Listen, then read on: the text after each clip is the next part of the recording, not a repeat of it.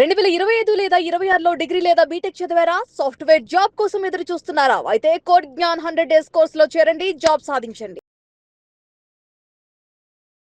నమస్తే అండి నాగరాజు గారు. నమస్తే సార్. హలో సార్, నమస్తే. సో హార్టీ కంగ్రాచులేషన్స్ మీకు మనోహర్ గారు. Thank you sir.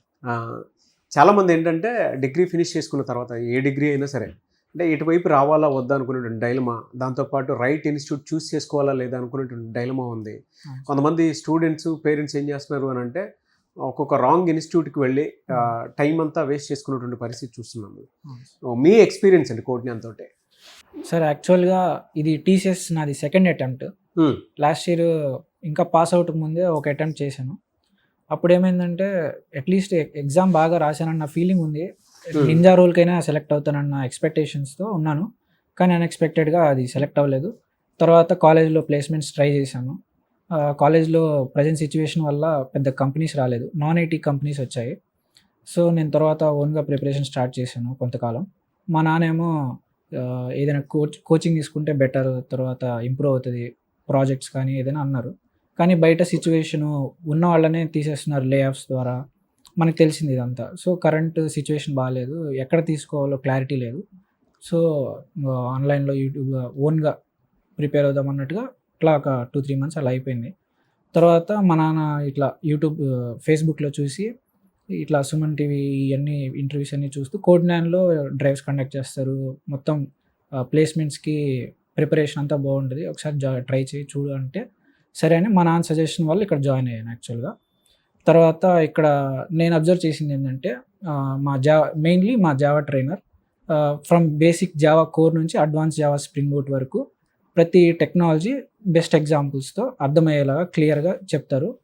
మళ్ళీ ఇంకోటి ఏంటంటే మెయిన్ థింగ్, ఒక ప్రీవియస్ టెక్నాలజీ నుంచి నెక్స్ట్ టెక్నాలజీకి వెళ్ళేటప్పుడు ప్రీవియస్ టెక్నాలజీ యొక్క లిమిటేషన్స్, వాటిల్ని కరెంట్ టెక్నాలజీ ఎలా ఓవర్కమ్ చేస్తుంది అనేది ఇలా క్లియర్గా డీటెయిల్డ్గా చెప్పేవారు సారు.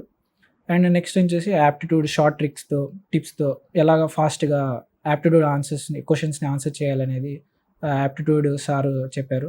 ఇంకా సాఫ్ట్ స్కిల్స్లో హెచ్ఆర్ క్వశ్చన్స్ ఇంటెన్షన్స్ ఎలా ఉంటుంది, జెన్యూన్గా ఎలా ఆన్సర్ చేయాలి ఆ క్వశ్చన్స్ కానీ సాఫ్ట్ స్కిల్స్లో కూడా నేర్చుకున్నాను. ఇంకా అదర్ స్కిల్స్ లైక్ ఎస్క్యూఎల్ కానివ్వండి, ఫ్రంట్ ఎండ్ టెక్నాలజీస్ అవి కూడా నేర్చుకున్నాను. కానీ ఇంటర్వ్యూలో ఆ క్వశ్చన్స్ నన్ను టచ్ చేయలేదు, ఎందుకంటే ఇంటర్వ్యూలో ర్యాండమ్గా అడుగుతారు, ఏ టెక్నాలజీ అని అడగచ్చు, ఏ క్వశ్చన్స్ అని అడగచ్చు. సో అవి బట్టికి క్లియర్గా వాళ్ళకి ఎక్స్ప్లెయిన్ చేస్తే సరిపోతుంది. ఇంకా అలా ఇది ఓవరాల్గా నా ఇంటర్వ్యూ ఎక్స్పీరియన్స్. అంటే ఇప్పుడంతా ఏ ప్యాకేజ్ తోటి మీరు 7.09 LPA. ఓకే, దేని మీద తీసుకున్నారు మిమ్మల్ని? అంటే జావా, పైథాన్? అంటే నేను ఇక్కడ జావా ఫుల్ స్టాక్ ట్రైనింగ్ తీసుకున్నాను, అక్కడ కోడ్ టీసీఎస్లో సిస్టమ్ ఇంజనీర్గా సెలెక్ట్ అయ్యాను. నాగరాజ్ గారు మీరు చెప్పండి, అంటే మీ అబ్బాయి పర్ఫార్మెన్స్ ఏ విధంగా అనిపించింది, కోడ్జ్ఞాన్తో మీ ఎక్స్పీరియన్స్ ఏ విధంగా అనిపించింది? యాక్చువల్గా చెప్పాలంటే నా ప్రోద్బలంతోనే ఇక్కడికి వచ్చాడు మావాడు. ఇష్టంగానే వచ్చాడు. వచ్చిన తర్వాత వారం వీళ్ళు ఎగ్జామ్స్ కండక్ట్ చేయటం మొత్తం చూసిన తర్వాత నాకు వాట్సాప్ పంపిస్తూ ఉండేవాళ్ళు. అంటే అసలు ఏ కోర్స్ తీసుకోవాలి అని చెప్పేసి అడిగినప్పుడు మారుతి సార్ గారు జావా ఫుల్ స్టాక్ తీసుకోండి బాగుంటుంది అని అంటే, వాళ్ళు చెప్పిన దాని మీదే బేస్ అయ్యి, ఎందుకంటే వాళ్ళకి ఎంతో ఎక్స్పీరియన్స్ ఉంది. సో నేను బాగా నమ్మాను సార్ గారి మీ ఇంటర్వ్యూలు చాలా చూసి నేను నైట్ నేను 1-2 దాకా నిద్రపోకుండా అసలు ఏంటి ఎలా ఉంది అసలు సిచ్యువేషన్ ఎలా ఉండే బయట అని చెప్పి ఎదుగుతూ ఉంటే అన్నిట్లో ఎక్కువగా జెన్యూన్గా ఉన్నది మీదే సార్ వాళ్ళు కోడ్జ్ఞాన్. అందుకని చాలా బలవంతంగా తీసుకొచ్చి పెట్టాను ఇక్కడ, ఇష్టం లేకుండా చేరాడు. చేరిన తర్వాత వాడికి అర్థమైంది, ఓకే మనకి చదువుకున్న దానికంటే కాలేజీల దానికంటే ఇక్కడ కొంచెం ఇంప్రూవ్మెంట్ ఉంది, గట్టిన అవ్వగలము అని చెప్పేసి అతనికి నమ్మకం వచ్చింది. వాస్తవంగా ఈ జాబ్ క్రాక్ చేయడం కూడా కోడ్జ్ఞాన్ వల్లనే అయింది. వాళ్ళకి ఎంత ఉన్నా కానీ బేసిక్ ఇప్పుడు మామూలుగా నేర్పడం అనేది కాలేజీలో చేరు కదా. ఇక్కడ ఇప్పుడు మా వాడు చెప్పినంత విధంగా మొత్తం ఇక్కడికి వచ్చిన తర్వాతే, అక్కడ చదివారు అంతే. కనుక కోడ్జ్ఞాన్ అనేది మా వాడి లైఫ్లో మెయిన్ రోల్ పోషించింది. ఎలా అంటే ఇప్పటికీ కొంతమంది పేరెంట్స్ ఏంటంటే ఒక రైట్ ఇన్స్టిట్యూట్ని సెలెక్ట్ చేసుకోవడంలో చాలా పొరపాటు పడుతూ ఉన్నారు. అవును సార్. అంటే ఈవెన్ మీలాంటి పేరెంట్స్ వచ్చి చెప్పినా కూడా ఇంకా డైలమా ఉన్నటువంటి పరిస్థితి ఉంది.